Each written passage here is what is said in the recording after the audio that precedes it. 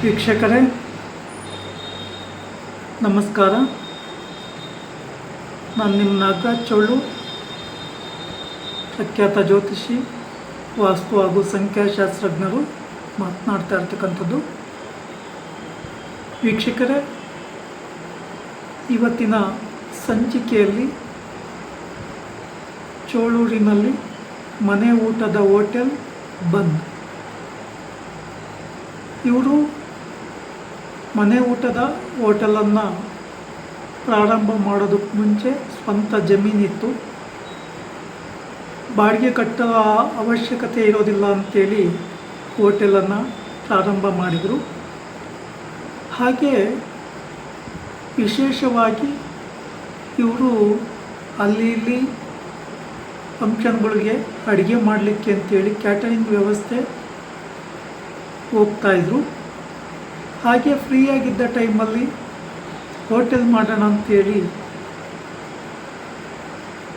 ಹೋಟೆಲನ್ನು ಕಟ್ಟಡ ಕಟ್ಟಿ ಶುರು ಮಾಡಿದರು. ಶುರು ಮಾಡಿದ ಸಂದರ್ಭದಲ್ಲಿ ಒಂದು ವಾರ ಕಾಲ ಅಥವಾ 15 ದಿವಸ ಸ್ವಲ್ಪ ಮಟ್ಟಿನ ವ್ಯಾಪಾರ ಆಯಿತು. ನಾನು ಸಹ ಈ ಹೋಟೆಲ್ಗೆ 2-3 ಸಲ ಊಟಕ್ಕೆ ಹೋಗಿದ್ದೆ. ಈ ಹೋಟೆಲ್ನಲ್ಲಿ ಮೊದಲು ತಿಂಡಿ ರುಚಿಯಾಗಿರ್ತಿತ್ತು, ಟೇಸ್ಟ್ ಆಗಿರ್ತಿತ್ತು. ಕಾಲಕ್ರಮೇಣ ಕೆಲವರು ಕಸ್ಟಮರು ಸಹ ಊಟ ತಿಂಡಿ ಅಂಥ ಟೇಸ್ಟ್ ಏನಿಲ್ಲ ಅಂತೇಳಿ ಹೇಳಕ್ಕಿಡಿದ್ರು. ನಾನು ಸಹ 1-2 ಸಲ ಊಟಕ್ಕೆ ಹೋದಾಗ ಯಾಕೋ ಅಷ್ಟೊಂದು ಟೇಸ್ಟ್ ಬರಲಿಲ್ಲ. ಕಾರಣ ಏನು? ಈ ಹೋಟೆಲ್ನ ನೋಡಿದರೆ ತುಂಬ ಕಡೆ ಫಂಕ್ಷನ್ಗಳಿಗೆ ಹೋಗಿ ಕ್ಯಾಟರಿಂಗ್ ಎಲ್ಲ ಮಾಡ್ತಾರೆ, ಅಡುಗೆ ಭಟ್ರು. ಇಷ್ಟೆಲ್ಲ ಇದ್ದು ಸಹ ಮಾಡ್ತಾ ಇರ್ತಕ್ಕಂಥ ಅಡುಗೆ ರುಚಿ ಆಗೋದಿಲ್ಲ, ಕಸ್ಟಮರ್ಗೆ ಇಷ್ಟ ಆಗೋದಿಲ್ಲ. ಕಾರಣ ಏನಾಗಿರ್ಬೋದು ಅಂತ ಯೋಚನೆ ಮಾಡೋಂಥ ಒಂದು ಸಂದರ್ಭದಲ್ಲಿ ಈ ಹೋಟೆಲ್ ಪ್ರಬಲ ವಾಸ್ತು ದೋಷಕ್ಕೆ ಒಳಪಡ್ತದೆ. ಯಾವ ರೀತಿಯಾಗಿ ಈ ಹೋಟೆಲ್ ವಾಸ್ತು ದೋಷಕ್ಕೆ ಒಳಪಡುತ್ತೆ ಅಂತ ನಾವು ನೋಡೋದಾದರೆ, ಮೊದಲಿಗೆ ಇವರು ಏನು ದಕ್ಷಿಣ ದಿಕ್ಕಿನಲ್ಲಿ ಶಟರ್ ಮಾಡಿದಾರೋ ಆ ಶಟರು ದಕ್ಷಿಣ ನೈಋತ್ಯದ ಕಡೆ ಜಾಸ್ತಿ ಇದೆ. ಇದು ನೀಚ ಸ್ಥಾನ ಆಗೋದ್ರಿಂದ ಈ ಶಟರು ಅಂದರೆ ಈ ತಿರುಗಾಡುವ ದಾರಿ ಉತ್ತಮವಾಗಿ ಇರೋದಿಲ್ಲ. ಇನ್ನು ಎರಡನೆಯದಾಗಿ ಇವರು ಆಗ್ನೇಯ ದಿಕ್ಕಲ್ಲಿ ವಾಶ್ ಬೇಸಿನ್ ಮಾಡಿದರೆ, ಕೈ ತೊಳ್ಕೊಳ್ಳಿಕ್ಕೆ ದಕ್ಷಿಣ ಆಗ್ನೇಯದಲ್ಲಿ ವಾಶ್ ಬೇಸಿನ್ ಮಾಡಿದರು. ಈ ದಕ್ಷಿಣ ಆಗ್ನೇಯ ಬೆಂಕಿಗೆ ಸಂಬಂಧಪಟ್ಟ ಸ್ಥಾನ ಆಗೋದ್ರಿಂದ ಇಲ್ಲಿ ನೀರಿನ ವಾಶ್ ಬೇಸಿನ್ ಸಿಂಕು ಬರೋ ಹಾಗಿಲ್ಲ.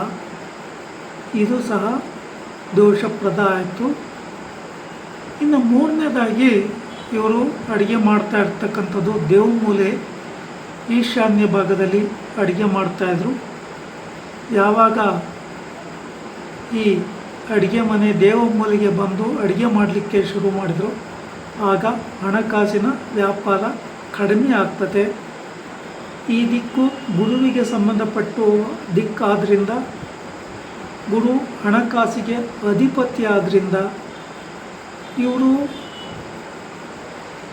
ಪೂರ್ವ, ಪಶ್ಚಿಮ, ಆಗ್ನೇಯ, ದಕ್ಷಿಣ, ನೈಋತ್ಯ ಇವೆಲ್ಲ ವಾಯುವ್ಯದ ಭಾಗಗಳಲ್ಲಿ ಫುಲ್ಲು ಊಟ ಬಡಿಸ್ಲಿಕ್ಕೆ ಜಾಗ ಮಾಡಿಕೊಂಡಿದ್ರು. ಈ ಈಶಾನ್ಯ ದಿಕ್ಕಲ್ಲಿ ಅಡುಗೆ ಮಾಡಿ ದಿನನಿತ್ಯ ಬೆಂಕಿ ಆಗ್ತಾ ಹೋದಾಗೆ ಇವರ ವ್ಯಾಪಾರ ಸ್ಲೋ ಆಗ್ತಾ ಹೋಯಿತು, ಸಮಸ್ಯೆ ಆಗ್ತಾ ಹೋಯಿತು. ಇವರು ಹೋಟೆಲ್ ಮಾಡೋದಕ್ಕೆ ಮುಂಚೆ ಯಾರನ್ನು ಸರಿಯಾದ ರೀತಿ ಕನ್ಸಲ್ಟ್ ಮಾಡಿಲ್ಲ ಅಥವಾ ಒಳ್ಳೆಯ ಮುಹೂರ್ತವನ್ನು ಸಹ ತೆಗೆದುಕೊಂಡಿಲ್ಲ. ಈ ಎಲ್ಲ ಕಾರಣಗಳು, ಹಾಗೆ ಈ ಹೋಟೆಲ್ಗೆ ಇಟ್ಟಂತಹ ಹೆಸರು ಸಹ ಗುರುಬಲ ಇಲ್ಲದ ಕಾರಣದಿಂದ ಈ ಹೋಟೆಲಲ್ಲಿ ವ್ಯಾಪಾರ ವ್ಯವಹಾರಗಳು ಕೈ ಎತ್ತಾ ಇಲ್ಲ. ಇವರು ಉದ್ದೇಶ ಥಿಂಕ್ ಮಾಡಿದ್ದು ಸ್ವಂತ ಜಮೀನು ಸ್ವಂತವಾಗಿ ಕಟ್ಕೊಂಡಂಥ ಒಂದು ಸಂದರ್ಭದಲ್ಲಿ ಬಾಡಿಗೆಯನ್ನು ಕಟ್ಟೋ ಆಗಿರೋದಿಲ್ಲ. ಮತ್ತು ಯಾರಾದರೂ ವರ್ಕರ್ಸ್ ಬಂದರೆ ಅವರಿಗೆ ಮಾತ್ರ ಸಂಬಳ ಕೊಡಬೇಕಾಗುತ್ತೆ ಅನ್ನೋ ಒಂದು ಸದುದ್ದೇಶದಿಂದ ಮಾಡಿದರು.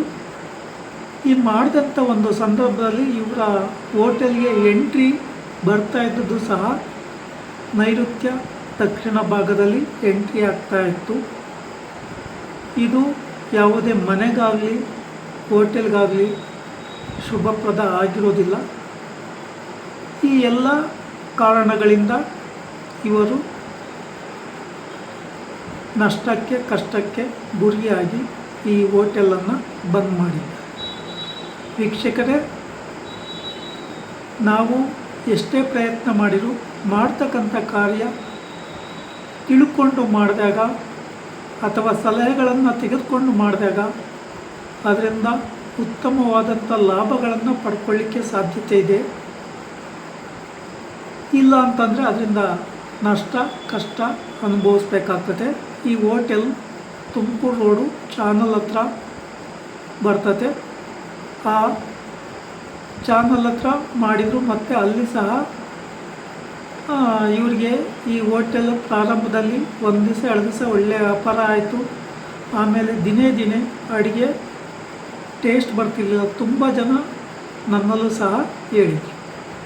ವೀಕ್ಷಕರೇ, ಈ ವಿಡಿಯೋ ಇಷ್ಟ ಆಯಿತು ಅಂದರೆ ಲೈಕ್ ಮಾಡಿ, ಶೇರ್ ಮಾಡಿ, ಸಬ್ಸ್ಕ್ರೈಬ್ ಆಗಿ, ಆಲ್ ಐಕಾನ್ ಒತ್ತಿ, ಬೆಲ್ ಐಕಾನ್ ಒತ್ತಿ. ನಮಸ್ಕಾರ.